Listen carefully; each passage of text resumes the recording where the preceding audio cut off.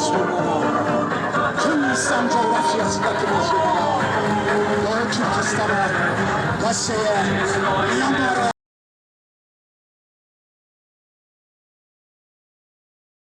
Boykot, İsrail terör şebekesinin destekçilerinin tamamına ömür boyu devam etmesi lazım. Sadece bu saldırdığı süreçte değil, her zaman devam etmesi lazım. Bizler alternatif ürünlere bakmamız lazım. Bu boykot ürünleri almazsak hiçbir şey olmaz. Temizlik konusunda, diğer malzemelerde, gıda konusunda, içecek konusunda mutlaka alternatifler var. Biz bu alternatifleri alacağız. Hiçbir zaman Filistin'e kurşun olmayacağız. Paralarımızı Filistin'e kurşun olarak göndermeyeceğiz. İsrail'e destek olarak vermeyeceğiz. Bütün kardeşlerimize buradan sesleniyoruz sizin aracınızda. Boykota devam. Boykota sürekli devam etmemiz gerekiyor. Yani ben şahsen 99'da ben Viranşehir'de iş yerim vardı. O zamandan beri ben boykota devam ediyorum.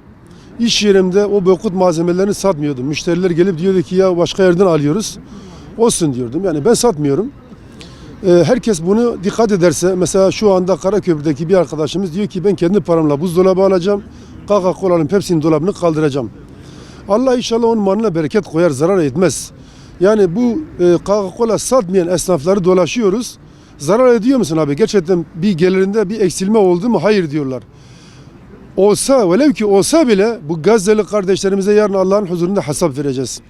Onlar çocuklarının parçalarını poşetlere koyup Allah'ın huzuruna, teraziye gittikleri zaman biz de Coca-Cola'yla, Alo'yla, Ariel Matik'le o poşetlerimizle gidersek işte çocuklar istiyor, işte hanım bu kalitelidir diyor.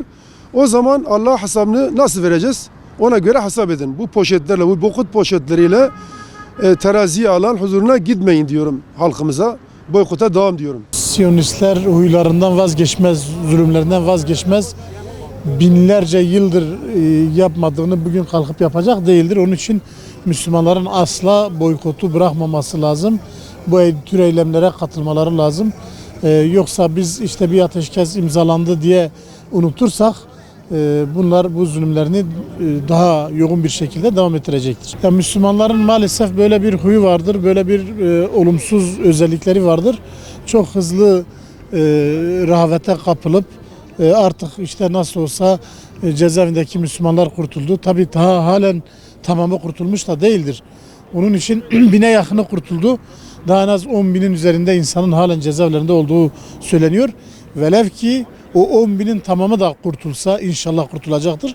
Bunların tamamı kurtulsa dahi bizim asla rehavete kapılmamamız, boykotu bırakmamamız lazım ve bu Filistin'e destek eylemlerimizi devam ettirmemiz lazım ta ki Mescid-i Aksa, Kudüs ve Filistin özgür oluncaya dek.